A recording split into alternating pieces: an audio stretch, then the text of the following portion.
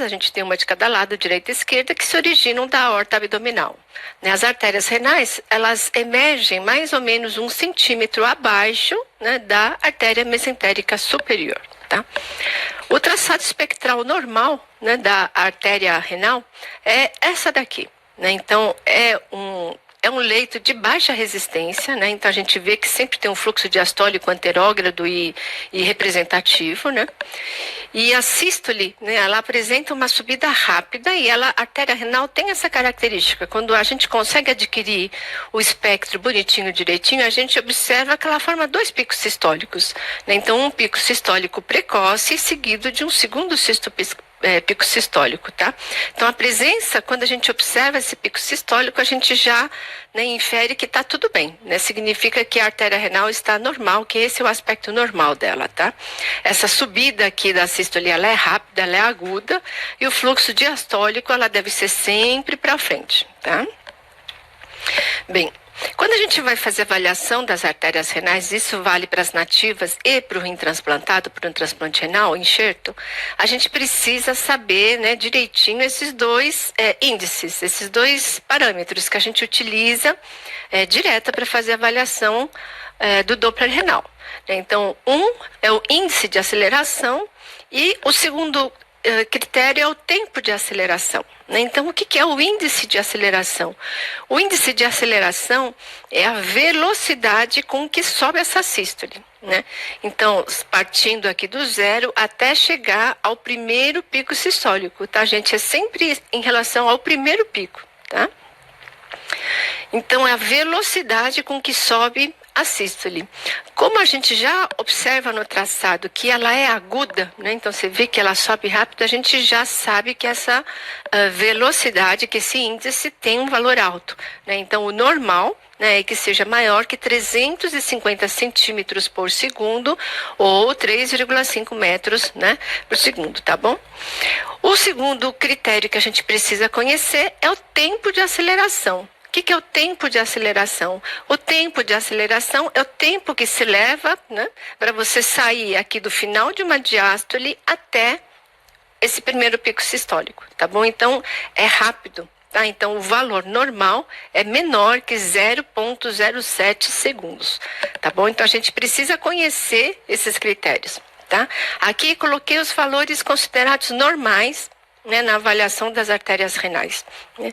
O pico sistólico menor que 180, mas lembrar que crianças, pacientes jovens, atletas, né? Então todos aqueles pacientes que têm uma bomba cardíaca mais eficiente, às vezes esses valores podem ser um pouco maiores, sem ter significado patológico. Tá? Aí você vai prestar muita atenção aonde? Nesses 2 parâmetros que a gente falou, na aceleração sistólica, né? No índice de aceleração e no tempo de aceleração, tá? A gente faz a relação, né, do pico sistólico, faz parte do exame, né, fazer a relação da velocidade do pico sistólico da artéria renal dividido pela velocidade do pico sistólico da aorta, né? Então essa relação aorto-renal. Tá? Então, essa relação deve ser menor que 3, tá? A gente já viu que o leito renal é um leito de baixa resistência, então, geralmente, os índices de resistividade são menores que 0,70, 0,75, vocês vão encontrar em alguns casos aí de literatura. E o tempo de aceleração que a gente já viu deve ser menor que 0,7 e o índice de aceleração maior que 350 centímetros por segundo ao quadrado, tá bom? Então, esses são os critérios de normalidade, tá? Bem, a principal indicação do exame de Doppler de artérias renais, o que é? É a investigação de hipertensão. Né? Então, o paciente que tem hipertensão arterial e você quer descartar que essa hipertensão seja de origem renal, né? O médico então solicita avaliação de estenose de artéria, tá? Estenose de artéria, gente, é a causa mais comum de hipertensão arterial secundária. Né? Corresponde a 95% dos casos de hipertensão arterial secundária, tá? Primária não, né? Primária a gente não consegue descobrir a causa. Então, a secundária, tá? Dentre as causas, então, de estenose de artéria renal, a gente tem 2 principais. né? A primeira, disparadamente a mais frequente, o que é? É a aterosclerose. Tá? A aterosclerose, ela tem essa característica, né? A gente já viu em outras aulas, que ela pega ou origem, né, emergência de artéria, ou angulação, né, ou duplicação, né? Ele gosta desses lugares onde você tem uma certa turbulência ali do fluxo, tá? Então a aterosclerose tem essa característica de acometer a artéria renal, principalmente na origem e nos 2/3 e nos 2 centímetros proximais a partir da emergência dela na aorta, tá? A displasia fibromuscular tem um comportamento que é diferente. É a segunda causa, né, mais comum. E enquanto a aterosclerose pega os 2/3, o segmento mais proximal da artéria, a displasia fibromuscular tende a acometer o segmento mais médio e distal. Tá? Então, eles têm essa forma de apresentação diferente. Tá bom? Bem, em relação à aterosclerose, que é a causa mais comum, né? Ela é mais frequente nos homens a partir de 50 anos, né? Tem uma relação direta ali com acometimento também das artérias coronárias, então com coronariopatia. E através desse mecanismo, né, quando você tem uma estenose da artéria e você tem diminuição da perfusão renal, o que acontece? Você dispara, né, a cascata aqui, renina-angiotensina, levando então ao aumento da pressão arterial. Tá? A gente já viu que tipicamente a aterosclerose compromete a artéria na origem ou no segmento mais proximal ali, né, junto à emergência, tá? Bem, a displasia fibromuscular, a gente já viu em alguma outra aula, ela é uma arteriopatia não esclerótica e não inflamatória. Tá? Ela acomete artérias de médio calibre, causando, né, áreas de estenose, de dilatação, podendo levar à dissecção e até a oclusão e rotura da artéria. Tá? Predomina, né, no sexo feminino, e isso é importante. A artéria renal, nesses pacientes que têm displasia fibromuscular, está envolvida em até 75% desses pacientes. Tá bom? Diferente da aterosclerose, ela tende a comprometer mais o segmento médio-distal. Né? A gente já viu, né, que no Doppler colorido, essa displasia, né, essa sequência de estenoses, dilatações, dá esse aspecto, né, que a gente fala que é o colar de contas, né? Tá? Bem, quais são os critérios que a gente utiliza, então, para fazer o diagnóstico de artéria renal? Ó, a avaliação de estenose de artéria renal começa com um exame normal de rins e vias urinárias, né? Então você precisa ver como é que está as dimensões, a morfologia, a ecogenicidade e a espessura do parênquima renal. Então você começa com o modo B simples, mede a espessura do parênquima. Quando a gente fala em parênquima renal, né? O parênquima renal, ela envolve cortical e pirâmide. Tá? Então, espessura do parênquima, você mede os dois, parênquima e cortical e pirâmide renal. Tá? Você vai fazer a avaliação da ecogenicidade para ver se tem sinais de alteração de nefropatia parenquimatosa e a gente precisa avaliar a aorta. Tá? Então, você faz a avaliação da aorta, principalmente onde? No local da emergência das artérias renais, e você vai fazer, então, a medição da velocidade do pico sistólico da aorta, porque a gente vai precisar dela para depois poder fazer os cálculos, tá bom? Bem, saindo da aorta, a gente vai começar o estudo aí, objetivo, né, das artérias renais. Para o diagnóstico de estenose de artéria renal, a gente fala que existem critérios diretos ou método direto, você vai ver esses dois termos, e critérios indiretos ou método indireto. Qual é a diferença de um para o outro? O critério direto, né? Então, os critérios ou método direto são aqueles que você observa no local da estenose, ou seja, na artéria renal.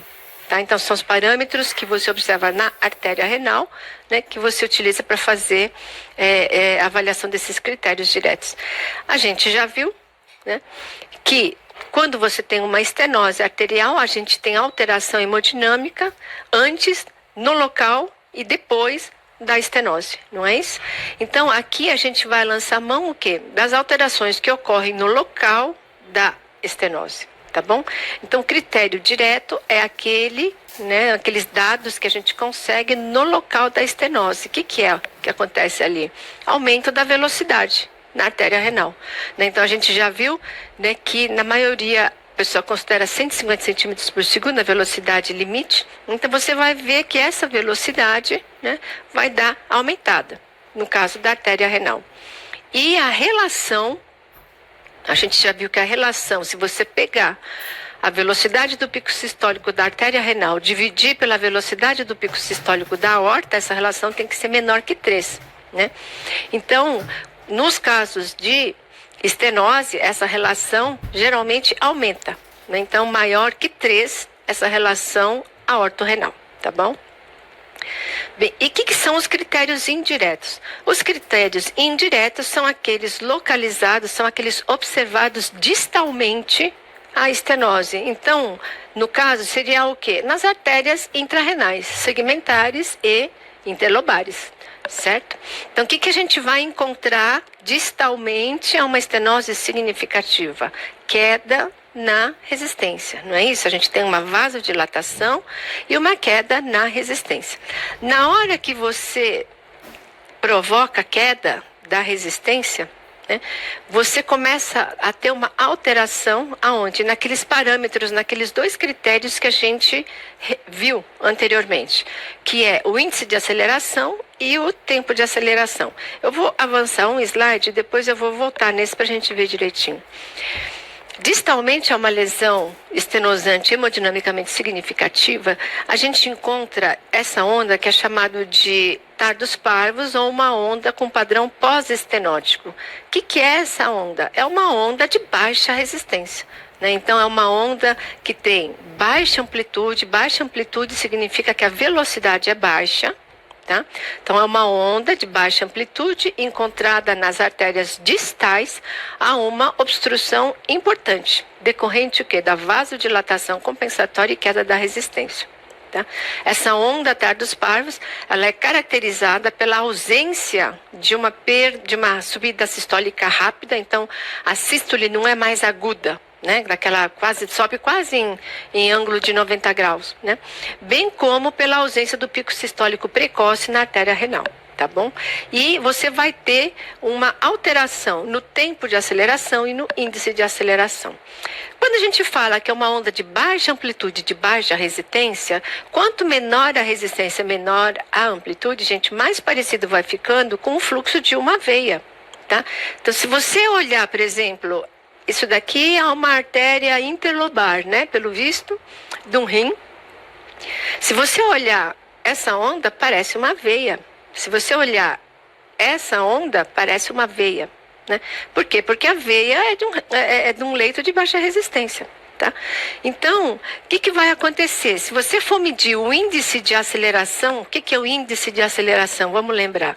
É a velocidade com que sobe, né, para se atingir o pico sistólico. Se você olhar aqui num espectro normal, se você sai daqui para cá, num curto espaço de tempo, nem que é o tempo de aceleração, essa velocidade é muito alta, né?